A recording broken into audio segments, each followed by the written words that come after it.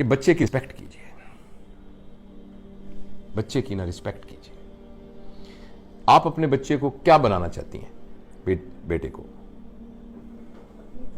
کچھ ذہن میں چلے، ایک خیال ہوگا آپ کیا بنانا چاہتی ہیں. جو آپ اپنے بیٹے، فرض کریں آپ چاہتی ہیں کہ آپ کا بیٹا جو ہے وہ جج بنے ہائی کورٹ کا، اور اس کی عمر ہے 3 سال، ٹھیک ہے، وہ ایک کرسی پہ بیٹھا ہوا ہے، اور آپ نے کہنا تھی کرسی خالی کرو، خالہ آئی ہیں تمہاری، تو آپ اس کو کیسے کہیں گے؟ اٹھو. لیکن اس پہ جج صاحب بیٹھے ہوں گے تو ان کو کیسے کہیں گے آپ؟ پلیز آپ، زحمت تو ہوگی آپ کو، برا نہ منائیے، یہ میری چھوٹی بہن آئی ہوئی ہے، تو آپ اگر وہاں تشریف رکھ لیں تو میں آپ کا بڑا شکر گزار ہوں گی. تو میلوڈ جو آپ اس کو بنانا چاہتے ہیں نا، اس کے لیے اس کو تیار کرنے کا مطلب یہ ہے کہ اس کی ویسی عزت کریں جو آپ اس کو بنانا چاہتے ہیں. آپ اس کو حافظ قرآن بنانا چاہتی ہیں، اور اس کہتے ہیں اٹھو تم نے کھانا کیوں نہیں کھایا، کپڑے دیکھے تمہارے کتنے گندے ہو گئے، چلو چلو. اس کی ویسے عزت کیجئے جیسے حافظ قرآن کی عزت کرنی ہے. آپ نے جو اس کو بنانا ہے اس کی ویسے عزت کرنی شروع کر دیجیے. اور پلیز آپ یاد رکھیے، کسی فیلئر کی وجہ سے اپنے بچے کی انسلٹ نہ کیجیے. بچے کے لیے سب سے بری بات ہے انسلٹ. جب پیرنٹس کو غصہ آتا ہے نا، اپنا علاج کرائیے، غصے والی ورک شاپس اٹینڈ کیجیے، اس لیے کہ وہ ایک انڈیویجول ہے. آپ ذرا میری انسلٹ کر کے دکھائیے مجھے اس وقت. آپ نہیں کر سکیں گی، میں جرت نہیں کر سکتا آپ کی انسلٹ کروں. میں ذرا سا آپ سے بدتمیزی بولوں، آپ اٹھ کے کھڑی ہیں، کیا مطلب بھائی؟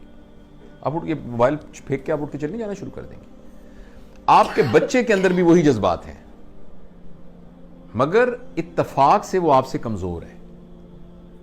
جب آپ نے بچے کو تھپڑ مارا ہے نا کسی بات پر، وہ بچہ آپ کو تھپڑ مار نہیں سکتا، مگر آپ یقین کیجئے وہ تھپڑ آپ نے بینک میں جمع کرا دیا ہے. لیکن سر ہم نے تو یہ سنا ہے نا کہ اگر جیسے استاد ڈانٹتا ہے یا جو پیرنٹس ہوتے ہیں وہ ڈانٹ رہے ہیں، یا وہ آپ کی بہتری کے لیے آپ کے سامنے آپ کو ڈانٹ رہے ہیں، آپ کی پیٹھ پیچھے آپ کو برا، لیکن اس سے بہتری نہیں ہو رہی. اس کو سائنٹیفک سٹڈیز نے بتایا ہے کہ اس سے بہتری نہیں ہو رہی ہے. اگر ایسی ہوتی تو ڈانٹنے سے بہتریاں ہو جاتی. تو ہمارے پیرنٹس نے ہمیں ڈانٹا تو ہم تو صحیح ہو گئے. آپ کو لگ رہا ہے میں میں اس بات کو ختم کر لوں تاکہ ہم اس کو سمیٹ لیں، پھر بیچ میں سے جو ضمنی باتیں نکلیں گی ہم ڈسکس کریں گے. دیکھیے، جب آپ نے بچے کو تھپڑ مارا ہے نا، یا کہا ہے تم نالائق انسان ہو، اور اگر تو وہ 7 سال سے کم عمر کا ہے نا، پھر تو اس سے بہتر تھا کہ آپ اس بچے کو قتل کر دیتے. یہ زیادہ، مطلب میں ایگزیجریٹ کر کے بیان کر رہا ہوں، صرف ایک ایموشن اس میں اٹیچ کرنے کے لیے. مگر 7 سال سے کم والے کے اندر آپ نے ریکارڈنگ مشین میں ڈال دیا نا، تم نالائق انسان ہو، تم زندگی میں کچھ نہیں کر سکتے، بھٹکو گے تم گلیوں کے اندر. آپ یقین کریں وہ 7 سال کے بعد ساری زندگی آپ کی اس بات کی لاج رکھتے ہوئے ثابت کرے گا کہ میں بھٹکوں گا. وہ ثابت کرے گا کہ میں بھٹکوں گا. اور اگر آپ نے اس کو تھپڑ مار دیا، وہ تھپڑ بینک میں جمع ہو گیا جیسے میں نے عرض کیا تھا، اور اس میں پھر بینک جیسے ہر سال سود دیتی ہے، وہ سود کے ساتھ اکٹھا ہو رہا ہے. ابھی وہ آپ کو تھپڑ مار نہیں سکتا، ایک وقت میں آئے گا وہ آپ کو تھپڑ مارنے کے قابل ہو جائے گا، اور وہ آپ کو تھپڑ مارے گا. وہ تھپڑ ضروری نہیں کہ فزیکل مارے، وہ اچانک کہے گا ماما مجھے دبئی میں نوکری مل گئی ہے. آپ کہیں گے میرا تو ایک ہی بیٹا ہے، لیکن ماما آخر روزگار کے لیے مجھے جانا ہی ہوتا ہے. آپ کہیں گے جس کے ساتھ شادی کی ہے نا میں نے، عجیب میں بہو بحال آئی ہوں، حالانکہ میرے بھائی کی بیٹی ہے، پتہ نہیں اس نے کیا میرے بیٹے کے کان میں پھونک ماری ہے، وہ اس کو لے کے دبئی چلی. مجھے جوڑوں کا درد ہے، اس کے ابا کو ہارٹ اٹیک ہوا ہے، اس کو خیال ہی نہیں آیا. وہ تھپڑ تھا جو کہ سود کے ساتھ اکٹھا ہوا ہے، اور وہ اب اس نے آپ کے منہ پہ مارا ہے. اس لیے بچہ اگر آپ کے ہاں پیدا ہو گیا ہے تو وہ آپ کا میز یا آپ کی کرسی نہیں ہے، وہ آپ کی پراپرٹی نہیں ہے. اور کوئی بھی آدمی، چاہے آپ کا بیٹا ہے چاہے کچھ بھی ہے، وہ انسلٹ برداشت نہیں کر سکتا. انسلٹ کو ریئیکٹ کرنا اس کو نہیں آ رہا اس وقت، اس لیے چپ کر کے ڈر کے بیٹھ گیا ہے. فرض کریں وہ تھپڑ نہیں مارے گا تو اس تھپڑ نے اس کو ساری زندگی کے لیے ڈرپوک بھی بنا. ہو سکتا ہے اس کا یہ ریئیکشن نکلے کہ وہ ساری زندگی کے لیے تھپڑ کھانا، وہ تھپڑ کھاتا رہے گا. وہ بندہ ہوگا جس کو اس کا باس بھی تھپڑ مارے گا. جس کو دیکھیں نا، ماں وہ ہے کہ جب کوئی غلطی کر کے آئے گا تو اس نے ماں کے دامن میں اپنے آپ کو چھپانا ہے, اسی ماں نے اس کو تھپڑ مارا ہے. تو ماں کا فزیکل ہونا تو اتنا بڑا کرائم ہے کہ جو ہم سوچ بھی نہیں سکتے. اور اس کو میں اپنی طرف سے نہیں کہہ رہا, اس کو پوری سائیکالوجی نے, پوری چائلڈ سائیکالوجی نے ثابت کیا ہے. اگر آپ نے بچے کی بے عزتی کر دی نا, کسی بات کے اوپر بے عزتی کر دی, یہ بے عزتی اگر وہ آپ کے خلاف نہیں استعمال کرے گا تو وہ پوری دنیا کو اجازت دے دے گا اپنے خلاف کرنے کی. تو دوسرا یہ ہے کہ اس کی بے عزتی نہ کریں کسی بات. اور خاص طور پہ آپ بے عزتی کس بات پہ کر رہے ہیں مجھے بتائیں؟ تمہارے نمبر نہیں آئے صحیح؟ کیا زندگی نمبر گزارنے کا نام ہے؟ نمبروں کے اوپر زندگی ہونی چاہیے.